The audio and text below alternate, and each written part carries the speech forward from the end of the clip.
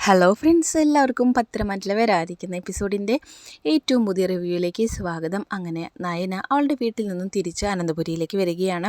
അപ്പോൾ എല്ലാവരും തന്നെ നയനയും കാത്തുകൊണ്ട് ഹാളിൽ ഇരിക്കുന്നുണ്ട്. അങ്ങനെ അവൾ അവിടെ വന്നിട്ട് ആരോടും മിണ്ടാതെ അകത്തോട്ട് കയറി പോകുന്ന സമയത്ത് ദേവയാനി ചോദിക്കുന്നുണ്ട്, നീ എവിടെ നിന്നേ, എല്ലാം ചെയ്തു വെച്ചിട്ട് നീ എങ്ങോട്ടീ പോകുന്നതെന്ന് ചോദിക്കുന്നുണ്ട്. അപ്പം നയന പറയുന്നുണ്ട്, ഞാനായി ഉണ്ടാക്കിയ അപമാനം ഞാൻ തന്നെ തീർത്തോളാമെന്ന് പറഞ്ഞല്ലേ, പിന്നെന്താണ് എന്ന് പറയാണ്. അപ്പം നമ്മുടെ ദേവയാനിയുടെ അടുത്ത് ചോദിക്കുന്നുണ്ട്, ഞാനായിട്ടുണ്ടായ അപമാനം മാറ്റാനായിട്ട് ഞാനൊരു പ്രസ് മീറ്റ് വിളിച്ചായിരുന്നു, നിങ്ങളെല്ലാവരും കണ്ടില്ലേന്ന് ചോദിക്കുന്നുണ്ട്. അപ്പോൾ ദേവയാനി, കണ്ടു അത്ര വലിയ കാര്യം ചെയ്യുമ്പോൾ പിന്നെ ഞങ്ങൾ കണ്ടില്ലെങ്കിൽ ഇങ്ങനെ ഞാൻ ചോദിക്കുകയാണ്. അപ്പോൾ ദേവയാനിയുടെ ഭർത്താവ് പറയുന്നുണ്ട്, എന്നാലും മോളെ ഒരു വാക്ക് ഈ വീട്ടിലുള്ളവരോട് പറഞ്ഞ് ഇതാണ് ചെയ്യാൻ പോകുന്നതെന്ന് പറഞ്ഞിട്ട് മോൾക്ക് ചെയ്യാമായിരുന്നു എന്ന് പറയുന്നുണ്ട് ദേവയാനിയുടെ ഹസ്ബൻഡ്. അപ്പം നയന പറയുന്നുണ്ട്, ഓക്കെ, ഞാനത് പറഞ്ഞത് തെറ്റൊക്കെ തന്നെയാണ്, നിങ്ങളോട് പറയാതെ പോയി, അത് തെറ്റാണെന്ന് ഞാൻ സമ്മതിക്കുന്നു. പക്ഷേ എൻ്റെ വീട്ടിൽ പോയിട്ട് ഞാൻ പണിയെടുക്കുന്നതിന് ഒന്നും അറിയാത്ത എൻ്റെ അച്ഛനും അമ്മയെയും പോയി കണ്ടിട്ട് സംസാരിച്ചത് ശരിയാണോ എന്ന് ചോദിക്കുകയാണ്. അപ്പോൾ അത് ആരാന്ന് ചോദിച്ചപ്പോൾ അമ്മയാണെന്ന് പറയുകയാണ്. അപ്പോൾ എല്ലാവരും ദേവയാനിയെ നോക്കുന്നുണ്ട്. അപ്പോൾ അതിലെന്താ ന്യായമുള്ളതെന്ന് ചോദിക്കുമ്പം എല്ലാവരും ദേവയാനി നോക്കുന്നുണ്ട്. ദേവയാനി പറയുന്നുണ്ട്, ശരിയാണ്, ഞാൻ അവളുടെ വീട്ടിലേക്ക് പോയിരുന്നു, ഇവൾ ചെയ്യുന്ന പ്രവർത്തികളെല്ലാം കണ്ടുകൊണ്ട് എനിക്കിവിടെ നിൽക്കാനായിട്ട് സാധിക്കില്ല, അതുകൊണ്ട് അവളുടെ അച്ഛനും അമ്മേനും പോയി കണ്ട് സംസാരിക്കാനായിട്ട് ഞാൻ പോയതെന്ന് പറയുകയാണ്. അതിൽ ഞാൻ വലിയ തെറ്റായിട്ടൊന്നും കാണുന്നില്ല എന്ന് പറയുകയാണ്. അപ്പോൾ നയന പറയുന്നുണ്ട്, ഞാൻ എന്ത് തെറ്റ് ചെയ്തെന്ന് നിങ്ങൾ പറയുന്നത്, ഞാൻ എൻ്റെ അച്ഛനും അമ്മയും സഹായിച്ചതാണോ ഇത്ര വലിയ തെറ്റെന്ന് പറയുകയാണ്. ഞാൻ തെറ്റ് ചെയ്തിട്ടുണ്ടെന്നുണ്ടെങ്കിൽ നിങ്ങളുടെ മുമ്പിൽ എല്ലാവരും മുമ്പിൽ ഞാൻ തല കുനിച്ച് ഞാൻ മിണ്ടാതെ നിൽക്കും, പക്ഷേ ഞാൻ തെറ്റ് ചെയ്യാത്തതിന് നിങ്ങളെല്ലാവരും കൂടി എന്നോട് എന്തിനിങ്ങനെ സംസാരിക്കുന്നത് എന്ന് ചോദിക്കുകയാണ്. ആ സമയം മുത്തശ്ശി പറയുന്നുണ്ട്, മോളെ മൂത്തവരോട് ഇങ്ങനെ എതിർത്ത് സംസാരിക്കല്ലേ, അവർ പറയുന്നതിൽ എന്തെങ്കിലും കാര്യം ഉണ്ടാവും, മോളത് കേൾക്ക് എന്ന് പറയുകയാണ്. അപ്പം നയന പറയുന്നുണ്ട്, എൻ്റെ വീട്ടിൽ ഒരുപാട് കഷ്ടപ്പാടും കാര്യങ്ങളൊക്കെ ഉള്ളതാണ്, അത് എനിക്ക് നോക്കിക്കൊണ്ട് നിൽക്കാനായിട്ട് പറ്റില്ല, എനിക്ക് അവരെ സഹായിച്ചില്ലെങ്കിൽ എനിക്ക് പറ്റത്തില്ല എന്ന് പറയുകയാണ്. അപ്പോൾ ആദർശ് പറയുന്നുണ്ട്, നിന്നെ ഞങ്ങളെല്ലാവരും കൂടി സഹായിക്കാമെന്ന് പറഞ്ഞതല്ലേ, നിൻ്റെ വീട്ടിലെ പ്രശ്നങ്ങളൊക്കെ ഞങ്ങൾ തന്നെ മാറ്റിത്തരാമെന്ന് പറഞ്ഞതല്ലേ എന്ന് പറയുകയാണ്. അപ്പോൾ അതിന് മറുപടിയായിട്ട് നയന പറയുന്നുണ്ട്, എങ്ങനെ കൃഷ്ണമൂർത്തിയെ വിളിച്ചിട്ട് ഓർഡർ ക്യാൻസൽ ചെയ്യിപ്പിച്ച പോലെയാണോ എന്ന് ചോദിക്കുകയാണ്. അപ്പോൾ ആദർശിന് മറുപടി പറയാനായിട്ടില്ല. ആ സമയം അബിയും ജലജയും കൂടി ഇതെല്ലാം കണ്ട് ആസ്വദിച്ചുകൊണ്ടിരിക്കുകയാണ്. അപ്പോൾ ദേവയാനി പറയുന്നുണ്ട്, അതെ, ഈ വീട്ടിലുള്ള മരുമകളായിട്ട് നീ ഇവിടെ താമസിക്കുന്നുണ്ടെങ്കിലേ ഈ വീടിൻ്റെ അന്തസ്സിന് ചേർന്ന് ജോലിക്ക് മാത്രമേ നിനക്ക് പോകാനായിട്ട് പറ്റുള്ളൂ എന്ന് പറയണം. അപ്പം നയന പറയുന്നുണ്ട്, അമ്മ ഈ തെറ്റൊക്കെ ചെയ്തിട്ട് എൻ്റെ കാര്യത്തിൽ ഇടപെടാനൊന്നും നിൽക്കണ്ടെന്ന് പറയണം. എൻ്റെ വീട്ടിൽ എന്ത് ചെയ്യാൻ പറ്റുന്നോ അതൊക്കെ ഞാൻ ചെയ്യും, അത് ആർക്കും തടുക്കാനായിട്ട് പറ്റില്ല എന്ന് പറയുകയാണ്. അപ്പോൾ ദേവയാനി പറയുന്നുണ്ട്, എന്നാൽ നീ ഒരു കാര്യം ചെയ്യ്, നീ ഇവിടെ നിൽക്കണ്ട, നീ നിൻ്റെ വീട്ടിലേക്ക് പോക്കോ, അവിടെ പോയിട്ട് നിനക്ക് ഇഷ്ടമുള്ളത് എന്താ ചെയ്തോ, ഒരു നിമിഷം പോലും ഇവിടെ നിൽക്കണ്ടെന്ന് പറയുകയാണ്. അപ്പോൾ മുത്തശ്ശി പറയുന്നുണ്ട്, എന്താ ദേവയാനി നീ പറയുന്നത്, അവളോട് ഇവിടുന്ന് പോവാനായിട്ടോ എന്ന് പറയുകയാണ്.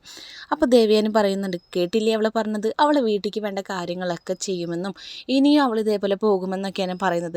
അങ്ങനെ സ്വന്തമായിട്ട് വാശിയുള്ളവൾ ഇവിടെ നിൽക്കേണ്ട കാര്യമില്ല, നമ്മുടെ കുടുംബത്തിൻ്റെ മാനം നോക്കാത്തവൾ ഇവിടെ നിൽക്കേണ്ട കാര്യമില്ല, ഇപ്പം തന്നെ നീ ഇവിടുന്ന് ഇറങ്ങിപ്പോ, അവിടെ പോയിട്ട് നീ കളിമണ്ണിൽ പ്രതിമ ഉണ്ടാക്കുമോ എന്ത് വേണമെങ്കിലും ആയിക്കോ, അത് ഞങ്ങളെ ബാധിക്കുന്ന കാര്യമല്ല എന്ന് പറയണം. അപ്പോൾ കറക്റ്റ് സമയത്ത് അവിടേക്ക് മുത്തശ്ശനാണ് വരുന്നത്. ഇതെല്ലാം കേട്ടുകൊണ്ട് എന്നിട്ട് ചോദിക്കേണ്ടത്, ദേവയാനി അവളെ എവിടേക്കാണ് പോകേണ്ടത് എന്ന് മുത്തശ്ശൻ ചോദിക്കുകയാണ്. ആ ഒരു സംസാരം കേട്ട് ദേവയാനി നോക്കുകയാണ്. അപ്പോൾ ദേവയാനി ഒന്നും മിണ്ടുന്നില്ല. അപ്പോൾ ജലജ, അത് പിന്നെ അച്ഛാ, അവൾ പ്രസ് മീറ്റും സോഷ്യൽ മീഡിയയിലൊക്കെ ഇങ്ങനെ വലിയ, നീയൊന്നും പറയേണ്ട ജലജ, നിന്നോടല്ലല്ലോ ഞാൻ ചോദിച്ചത് എന്ന് പറയുകയാണ്. അപ്പോൾ എന്നിട്ട് പറയുന്നുണ്ട്, നിന്നോടൊന്നും മിണ്ടണ്ടെന്നല്ലേ പറഞ്ഞേ എന്ന് വീണ്ടും ജലജയോട് പറയുന്നുണ്ട് അവൾ പറയാനായിട്ട് ഒരുങ്ങുമ്പോൾ. അപ്പോൾ അത് കേട്ടിട്ട് മുത്തശ്ശൻ പറയുന്നത്, ഞാനെല്ലാം കേട്ടതിന് ശേഷമാണ് ഇങ്ങോട്ട് വന്നതെന്ന് പറയുന്നുണ്ട്. അപ്പോൾ ജലജ വീണ്ടും സംസാരിക്കാനായിട്ട് ഒരുങ്ങാണ്. അത് പിന്നെ അച്ഛാന്ന് പറഞ്ഞിട്ട്, നിന്നോടല്ലേ ഞാൻ മിണ്ടാതെ ഒരു മൂലയ്ക്ക് പോയിരിക്കാനായിട്ട് പറഞ്ഞത് എന്ന് മുത്തശ്ശൻ പറയുന്നുണ്ട്. എന്നിട്ട് പറയുകയാണ്, എല്ലാവരും മുമ്പിൽ വെച്ചിട്ടും നിങ്ങൾ എന്ത് തെറ്റ് ചെയ്തു എന്ന് പറഞ്ഞിട്ടാണ് നയനനെ ഈ കുറ്റപ്പെടുത്തിക്കൊണ്ടിരിക്കുന്നത്. അവളവളെ സ്വന്തം കാലിൽ നിന്നിട്ട് അവൾ അധ്വാനിച്ച പണം കൊണ്ട് അവളുടെ അച്ഛനും അമ്മേനെയും സഹായിക്കണമെന്ന് അവൾക്ക് തോന്നി. അതിൽ അവൾ നമ്മൾ അഭിമാനിക്കല്ലേ ചെയ്യേണ്ടത്. ഈ നമ്മുടെ ദേവയാനി എന്താ ചെയ്തത്, ഇവിടെ എല്ലാവരും മുമ്പിലും വന്ന് അവളെ കുറ്റക്കാരിയാക്കി ആ പൈസ അവൾ വീട്ടിൽ കൊണ്ടുപോയി കൊടുത്തത് തെറ്റാണെന്ന് വരെ പറഞ്ഞുണ്ടാക്കി. അവളെ സ്വന്തം കാലിൽ നിന്ന് അവളെ വീട്ടിൽ കഷ്ടപ്പെടുത്തിയിരിക്കുന്നതിൽ എന്താണ് തെറ്റുള്ളത് എന്ന് ചോദിക്കുകയാണ്. അപ്പോൾ ദേവയാനി പറയുന്നു, അതല്ല അച്ഛാ, അവൾ അങ്ങനെ പണിയൊക്കെ എടുത്തു കഴിഞ്ഞാൽ നമ്മളെ വീടിൻ്റെ മാനം പോകത്തില്ലേ, ആളുകളൊക്കെ നമ്മൾ അവളെ കഷ്ടപ്പെടാനായിട്ട് വിട്ടു എന്നല്ലേ പറയുക എന്ന് പറയുന്നുണ്ട്. ആളുകൾ പലതരം പലവിധം, അതൊന്നും നമുക്ക് കേൾക്കേണ്ട കാര്യമില്ല, നമ്മളുടെ കുടുംബത്തിന് ചേർന്നത് എന്ന് പറയുന്നത് ഈ തൊഴിലിന് എന്താ ഇപ്പോൾ തെറ്റുള്ളത് എന്ന് ചോദിക്കുകയാണ് മുത്തശ്ശൻ.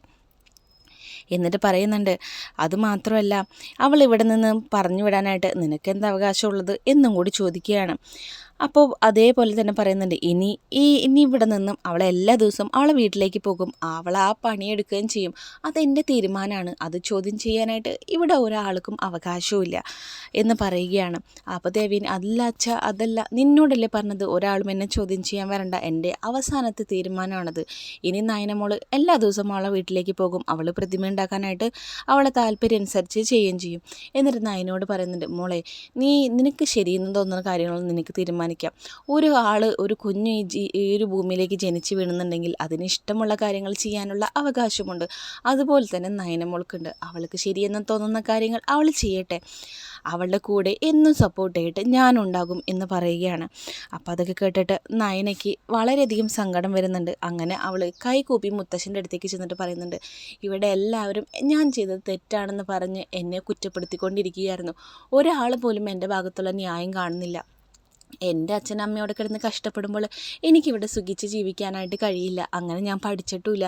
അവരെ സഹായിക്കണമെന്ന് മാത്രമേ എനിക്ക് തോന്നിയിട്ടുള്ളൂ. അതിനെല്ലാവരും ഞാൻ ചെയ്ത തെറ്റാന്ന് പറഞ്ഞപ്പോൾ എനിക്കൊന്നും തന്നെ പറയാനുണ്ടായില്ല. മുത്തശ്ശന് ഇതെല്ലാം മനസ്സിലായല്ലോ, മുത്തശ്ശൻ മാത്രമല്ലേ എന്നെ മനസ്സിലാക്കിയിട്ടുള്ളൂ എന്ന് പറഞ്ഞുകൊണ്ട് മുത്തശ്ശൻ്റെ കാല് പിടിച്ചിട്ട് നന്ദി പറയുന്നുണ്ട്. അപ്പം മുത്തശ്ശൻ പറയുന്നുണ്ട്, മോളെ ഇങ്ങനെയൊന്നും ചെയ്യല്ലേ, അതിൻ്റെ ഒന്നും ആവശ്യമില്ല എന്ന് പറയുകയാണ്. മോൾക്ക് ശരിയെന്ന് തോന്നുന്ന കാര്യങ്ങൾ എന്താണെന്ന് വെച്ചാൽ മോൾ ചെയ്തോളൂ എന്ന് പറയുകയാണ്. അങ്ങനെ എല്ലാത്തിനും കൂടെ ഞാനുമുണ്ട് എന്ന് മുത്തശ്ശൻ പറയുന്നുണ്ട്. എന്നിട്ട് പറയുന്നുണ്ട്, ഇനിയിപ്പോൾ എന്ത് കാണാനായിട്ട് നിൽക്കുക, എല്ലാവരും പോകാനായിട്ട് നോക്കുമെന്ന് പറഞ്ഞിട്ട് അവിടെ നിന്ന് എല്ലാവരോടും ദേഷ്യത്തിൽ മുത്തശ്ശൻ പറഞ്ഞു വിടുകയാണ്. പിന്നീട് കാണിക്കുന്നത് ഗോവിന്ദനും കനകയും കൂടി വിഷമിച്ച് നിൽക്കുകയാണ്. ഇത് ഇങ്ങനെ വിഷമങ്ങളെപ്പറ്റി പറഞ്ഞുകൊണ്ടിരിക്കുന്നുണ്ട്. എന്നാലും നാളെ എത്രയൊക്കെ പ്രതിമകൾ ഉണ്ടാക്കിയതാണ് ഗോവിന്ദട്ട, എന്നിട്ട് ഒരു ദൈവം പോലും നമ്മളെ സഹായിക്കാനായിട്ടില്ലല്ലോ, എല്ലാ ദൈവങ്ങളും കണ്ണടച്ചിരിക്കുകയാണല്ലോ. അത് പോട്ടെ, ഇങ്ങനെ ഓർഡർ തന്നത് ആദർശമോനാണ് ക്യാൻസൽ ചെയ്തതെന്ന് പറഞ്ഞതാണ് ഏറ്റവും കൂടുതൽ വിഷമമായത്. ഓർഡർ പോയതിനല്ല, അതിൻ്റെ പേരിൽ എൻ്റെ മോളിപ്പോൾ അവിടെ കിടന്ന് എന്താ അനുഭവിക്കുന്നുണ്ടാവുമോ, അവളുടെ കാര്യം ആലോചിച്ചിട്ടാണ് എനിക്ക് ഏറ്റവും വലിയ സങ്കടമെന്ന് ഗോവിന്ദൻ പറയുകയാണ്. അപ്പോൾ ആ ഗോവിന്ദൻ അതിന് ശേഷം പറയുന്നുണ്ട്, അതുമാത്രമല്ല ആദർശമോൻ അങ്ങനെ ചെയ്തെന്നുണ്ടെങ്കിൽ അത് ചിലപ്പോൾ നമ്മുടെ അവൻ്റെ കുടുംബത്തിൻ്റെ മാനം കാക്കാനായിട്ടായിരിക്കും. അത് പൈസ ഉള്ളവർക്ക് അങ്ങനെയല്ലേ, അവരുടെ കുടുംബമല്ലേ വലുത്, അവർക്ക് ഓർഡറും കാര്യങ്ങളൊന്നും അല്ലല്ലോ, അതുകൊണ്ട് ചെയ്തതായിരിക്കും. നമ്മളെ മോളൊന്ന് സമാധാനത്തിൽ അവിടെ ജീവിച്ചാൽ മതിയായിരുന്നു എന്നും കൂടി പറയുകയാണ്. എന്നിട്ട് ഗോവിന്ദൻ അവസാന വഴിയെന്നുള്ള രീതിക്ക് കനകയോട് പറയുന്നുണ്ട്, നമുക്കൊരു കാര്യം ചെയ്യാൻ കനകയെ, ഇനി വേറെ വഴിയൊന്നുമില്ല, നമ്മുടെ വീട് വിൽക്കാൻ തന്നെ തീരുമാനിക്കാം. അങ്ങനെ വിറ്റിട്ട് കടങ്ങളൊക്കെ വീട്ടിൽ കഴിഞ്ഞ് മിച്ചം വരുന്ന കുറച്ച് കാശുകൊണ്ട് നമുക്ക് നന്ദുവിനെ കല്യാണം കഴിച്ചു കൊടുക്കാം. ബാക്കി കുറച്ച് പൈസ ഉണ്ടെങ്കിൽ 2 പേർക്കും നയനയ്ക്കും നവിക്കും കുറച്ച് പൈസ കൊടുക്കാം, അവർക്കും ആവശ്യങ്ങളുള്ളതല്ലേ. അങ്ങനെ നമ്മുടെ കടങ്ങളൊക്കെ വീട്ടിൽ കഴിയുമ്പോൾ തന്നെ എന്നിട്ട് നമുക്കൊരു വാടക വീട്ടിലേക്ക് മാറാം. ഇവിടെ കഷ്ടപ്പാടും ദുരിതമായതുകൊണ്ടല്ലേ എൻ്റെ നയനമോള് ഇങ്ങോട്ട് ഓടി വന്ന് നമ്മളെ സഹായിക്കാനായിട്ട് നിൽക്കുന്നത്. ഇതിപ്പോൾ അവളോട് പറയേണ്ട കാര്യമില്ല, വീടൊക്കെ വിറ്റതിന് ശേഷം അവളോട് പറയാം. അപ്പോൾ അവൾക്ക് ഒന്നും ചെയ്യാനായിട്ട് സാധിക്കില്ലല്ലോ, അതുകൊണ്ട് അങ്ങനെ ചെയ്യാമെന്ന് പറയാണ്. എന്താ കനകെ നിൻ്റെ അഭിപ്രായം എന്ന് ചോദിക്കുമ്പോൾ കനക പറയുന്നുണ്ട്, ഗോവിന്ദേട്ടൻ പറയുന്ന പോലെ തന്നെ ചെയ്യാം. എനിക്കിപ്പോൾ ഏറ്റവും വലുത് എൻ്റെ നയനമോള് സന്തോഷമായിട്ട് ജീവിക്കണം. കാരണം അവൾ നമ്മളെ സന്തോഷമായിട്ടിരിക്കണം എന്ന് ആഗ്രഹിക്കുമ്പോൾ നമ്മൾ എന്തൊക്കെ ചെയ്തിട്ടും അവളെ സന്തോഷമായിട്ട് നോക്കണമെന്നുള്ളൊരു കാര്യം പറയുന്നുണ്ട്. പിന്നീട് കാണിക്കുന്നത് ആദർശ് റൂമിൽ കിടക്കാനൊക്കെ ആയിട്ടിരിക്കുകയാണ്. അങ്ങനെ നയന വന്നിട്ട് ബെഡ് വിരിക്കാനായിട്ട് പോകുന്നുണ്ട്. അപ്പോൾ പറയുന്നുണ്ട്, ഞാൻ നിന്നെ സഹായിക്കാമെന്ന് പറയുകയാണ്. അപ്പോൾ പറയുന്നുണ്ട്, വേണ്ട, നിങ്ങളെ സഹായിച്ചിടത്തോളം മതി, ഉപകാരം ചെയ്തില്ലെങ്കിലും ഉപദ്രവിക്കാണ്ടിരുന്നാൽ മതി എന്ന് പറയുകയാണ്. നീ എന്താ ഇങ്ങനെയൊക്കെ പറയുന്നതെന്ന് പറഞ്ഞപ്പോൾ, അത് പിന്നെ നിങ്ങൾക്ക് പൈസ ഉള്ളവർക്ക് എന്തും ചെയ്യാം, ആർക്ക് എങ്ങനെ വേദനിക്കുന്നോ ഒന്നും നിങ്ങൾക്ക് നോക്കേണ്ട കാര്യമില്ല എന്ന് പറയുകയാണ്. അതിന് ഞാൻ പൈസ ഉള്ളത് എന്താ ചെയ്തതെന്ന് ചോദിക്കുന്നുണ്ട്. അപ്പോൾ പറയുന്നുണ്ട്, നിങ്ങൾ ആ ഒരു ഓർഡർ ക്യാൻസൽ ചെയ്തിട്ട് എന്നോട് ഒന്നും അറിയാത്ത പോലെ സംസാരിക്കാനായിട്ട് നിങ്ങൾക്ക് സാധിക്കുന്നുണ്ടല്ലോ എന്ന് പറയുന്നുണ്ട്. അപ്പോൾ പറയാണ്, അത് പിന്നെ നിന്നോട് വേറെ ആര് പറഞ്ഞാലും നീ കേൾക്കാനായിട്ട് പോവില്ല, നിനക്ക് അത്രയും വാശിയാണല്ലോ, അതുകൊണ്ട് എനിക്കിപ്പോൾ അങ്ങനെ ചെയ്യേണ്ടി വന്നു എന്ന് പറയുകയാണ്. അങ്ങനെ നമ്മുടെ നയന പറയുന്നുണ്ട്, ഇനിയിപ്പോൾ എന്താ മുത്തശ്ശൻ പറഞ്ഞുകൊണ്ട് ഇപ്പോൾ എല്ലാവരും ശരിയായെന്ന് പറയുകയാണ്. അത് മുത്തശ്ശൻ പറഞ്ഞുകൊണ്ടൊന്നല്ല എന്ന് പറയുകയാണ്. എന്താ മുത്തശ്ശൻ പറഞ്ഞെന്ന് വെച്ച് ആദർശേട്ടൻ കേൾക്കില്ല എന്നുണ്ടോ എന്ന് ചോദിക്കുകയാണ്. അത് പിന്നെ മുത്തശ്ശൻ പറഞ്ഞാൽ അതിനപ്പുറത്തേക്ക് വേറെ വർത്താനില്ല എന്ന് പറയുകയാണ്. അപ്പോൾ നമ്മുടെ ആദർശ് പറയുന്നുണ്ട്, ആ സമയം എനിക്ക് നിന്നോടൊരു കാര്യം പറയാനുണ്ട്. നിന്നോടിപ്പോൾ മുത്തശ്ശൻ പറഞ്ഞു ദിവസം വീട്ടിൽ പോയി പണി ചെയ്തോളാൻ, പക്ഷെ നീ അങ്ങനെ പോവാന്നുണ്ടെങ്കിൽ ഇവിടെയുള്ളവരെ മറ്റുള്ളവരെ മുഖമൊക്കെ കാണേണ്ടി വരും, അത് വേറൊരു പ്രശ്നത്തിന് ഇടവരുത്തും, അതുകൊണ്ട് നീ ദിവസവും വീട്ടിലേക്ക് പോകാമെന്ന് പറഞ്ഞ കാര്യം ഇനി പോകാൻ നിൽക്കരുതെന്ന് പറയാണ്. അപ്പം നയന പറയുന്നുണ്ട്, ശരി എന്നാൽ ഞാനിനി വീട്ടിലേക്ക് പോകുന്നില്ല എന്ന് പറയാണ്. പക്ഷേ ആദർശ് അങ്ങനെ ഒരു മറുപടിയല്ല പ്രതീക്ഷിച്ചിരുന്നത്. എന്നിട്ട് ചോദിക്കുന്നുണ്ട്, അപ്പം നീ പോകുന്നില്ലേന്ന്. അപ്പം നയന മറുപടിയായിട്ട് പറയുകയാണ്, ഞാൻ പോകുമെന്ന് പറഞ്ഞാലും പ്രശ്നം, പോകുന്നില്ല എന്ന് പറഞ്ഞാലും പ്രശ്നം തന്നെയാണോ എന്ന് ചോദിക്കുകയാണ്.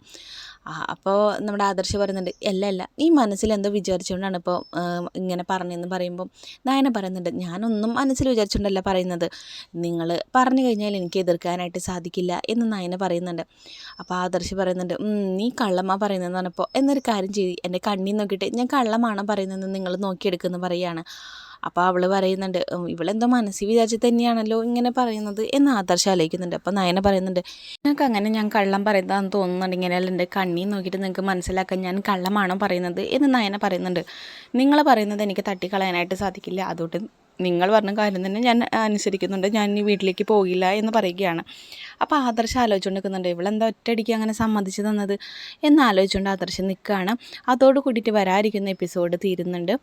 വീഡിയോ കാണുന്ന നിങ്ങളെല്ലാവരും ലൈക്ക് തന്നിട്ട് പോകാനായിട്ട് മറക്കരുത്. വീഡിയോ കാണുന്ന എല്ലാവരും അതേപോലെ സബ്സ്ക്രൈബ് ചെയ്ത് പോകാനായിട്ട് മറക്കരുത്. അപ്പോൾ അടുത്ത ആഴ്ച വരാതിരിക്കുന്ന പത്തരമാരിലെ ഏറ്റവും പുതിയ എപ്പിസോഡായിട്ട് ഞാൻ നിങ്ങളുടെ മുമ്പിലേക്ക് എത്താം. അതുവരേക്കും ബായ്.